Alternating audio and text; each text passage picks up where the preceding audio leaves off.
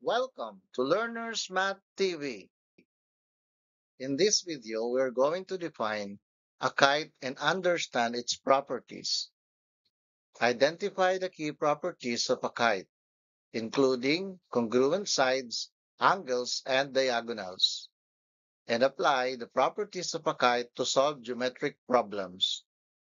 Now, what is a kite? A quadrilateral with two distinct pairs of adjacent sides that are congruent.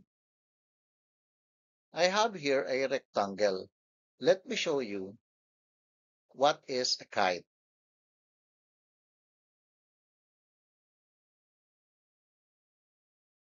Ayan. Ito ang kite ABCD, a quadrilateral with two distinct pairs of adjacent sides that are congruent. Ano ba yung mga tinutukoy na two distinct pairs of adjacent sides? So, ibig sabihin, itong side AB ay congruent sa side BC.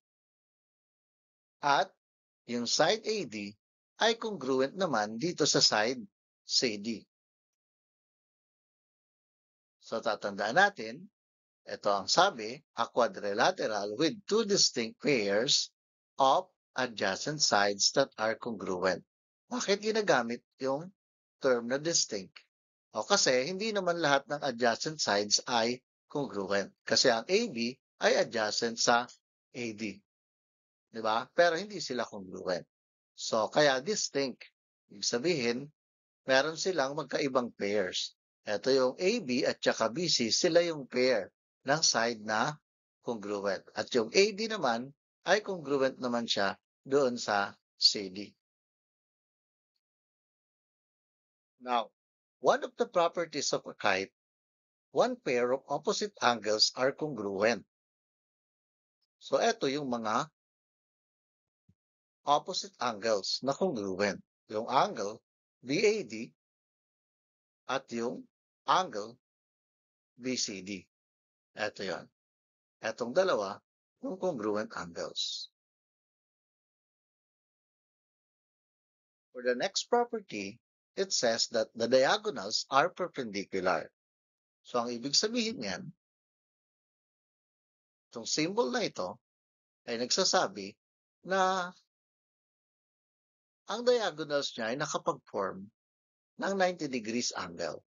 Okay? Kaya, kinoconsider na isang property ng kite, ang kanyang diagonals ay perpendicular.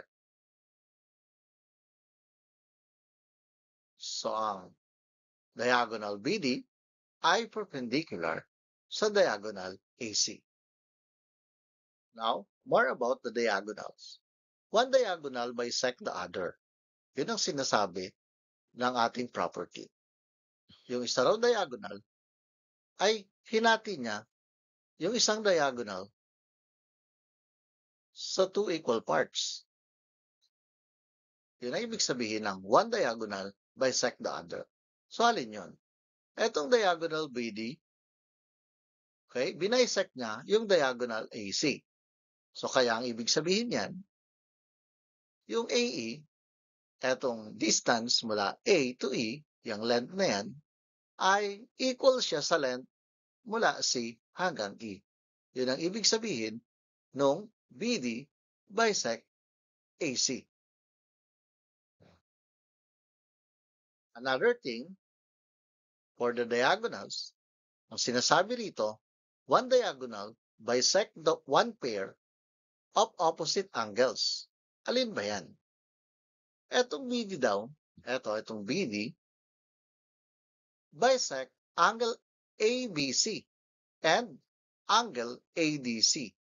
So, ang magiging result niyan, yung angle ABE, etong angle na ito, ay congruent sa angle CBE. So, ibig sabihin, etong buong angle na ito ay hinati into equal angles.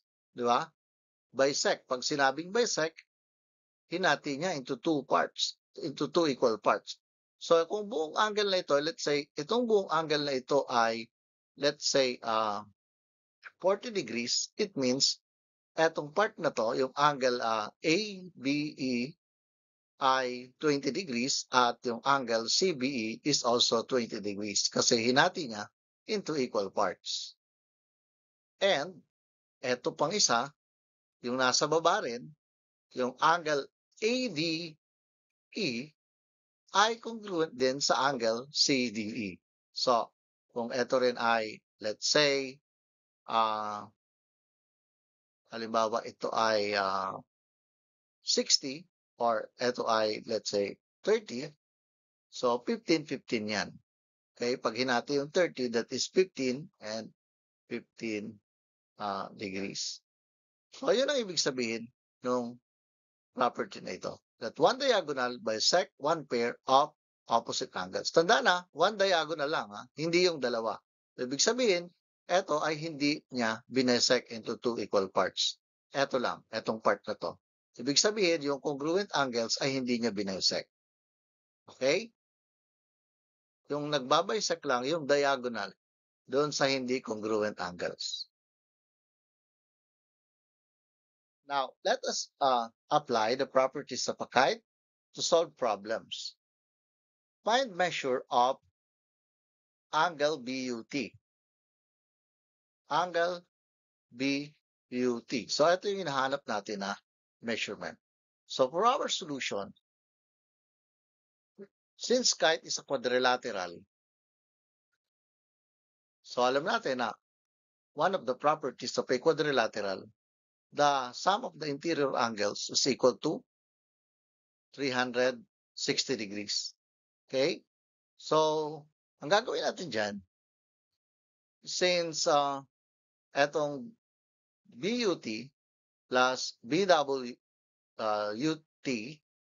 plus 74, given naman itong isa, 74, plus 96 degrees is equal to 360 degrees. Okay? Ang reason natin yan ang reason is, yung quadrilateral kasi, ang kanyang sum ng interior angles ay 360 degrees. Then, ibig sabihin yan, diba? 74 plus 96 is 170 degrees. So, if we are going to transfer 170 degrees to the other side of the equation, it becomes negative. So, 360 minus 170, it is now equal to 190 degrees. Okay, since yung BUT at yung BWT, sila yung congruent angles. Sila yung pair of congruent angles. Okay? So, dahil sila yung pair ng congruent angles, ayan, ang mangyari, no? Kaya mangyayari dyan, angle BUT is equal to 190. Di ba? 190. Pag inad mo sila, 190 kasi yun yung matitira. Kanina sa 360 minus 170. Itong dalawa ay 170. So, subtract mo yun sa 360, 190. So, since silang dalawa ay congruent, ibig sabihin, paghahatian nila yan. So, we're going to divide 190 by 2. So, ibig sabihin, ang ating final answer is 95 degrees. Yung angle BUT is equal to 95 degrees. Now, in this problem, we're going to find MK.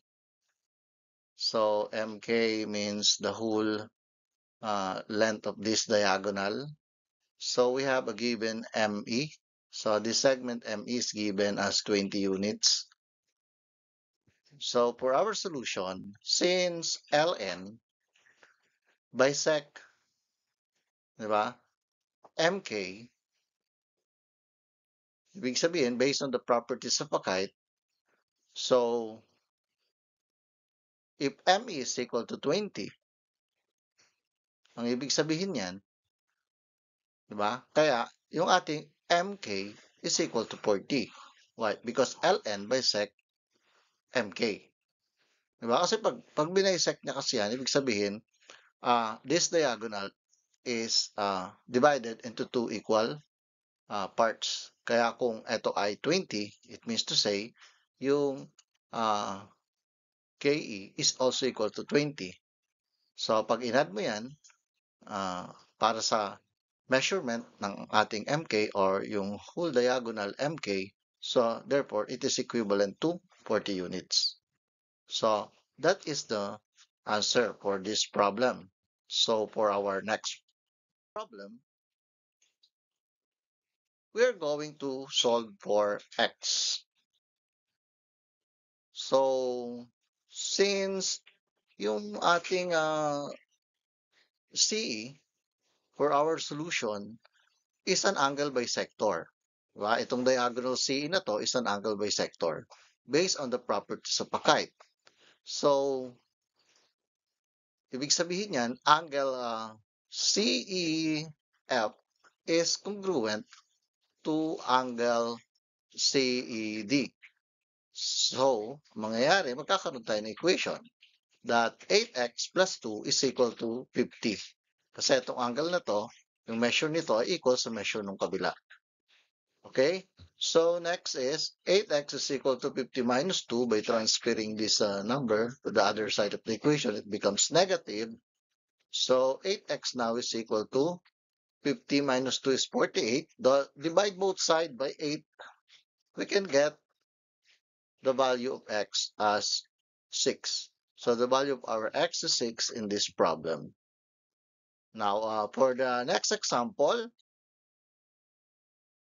we have here yung my daw natin. Ito, my. M to y is equivalent to negative 2 plus 8x. And m to k is equivalent to 13x plus 5. So we're going to find my. So the measurement of my. Kasi ang representation lang dito ng my is negative 2 plus 8x. So the first thing to do is to find the value of x. So this is our solution. Yan. Since NL, this diagonal, bisect MK based on the properties of a kite, MK is equal to 2 times the segment MY. Diba? Itong diagonal MK na to is equal to twice the measurement of MY. Kasi yung NL ay ang ating bisector. So binisect sila into two equal segment. So therefore, magkakaroon tayo dito ng equation by substituting all the given. Ang given kasi natin na MK, yung segment MK natin is represented by 13x plus 5. Ito yan. Then equals to 2. Then ang MY naman natin, segment MY is represented by negative 2 plus 8x. Ito naman yan. So by distributive property of multiplication, multiply natin yung 2 times negative 2 is equal to negative 4. And then 2 times 8x is equal to 16x. Now, yung the same term, ilipat natin, 13x dito, di ba? Ilipat natin yung 16x, it becomes negative 16x. Tapos yung 5 dito, ilipat natin sa kabila, magiging negative 5. So it becomes 13x minus 16x is equal to negative 3x. Then negative 4 minus 5 is equal to negative 9.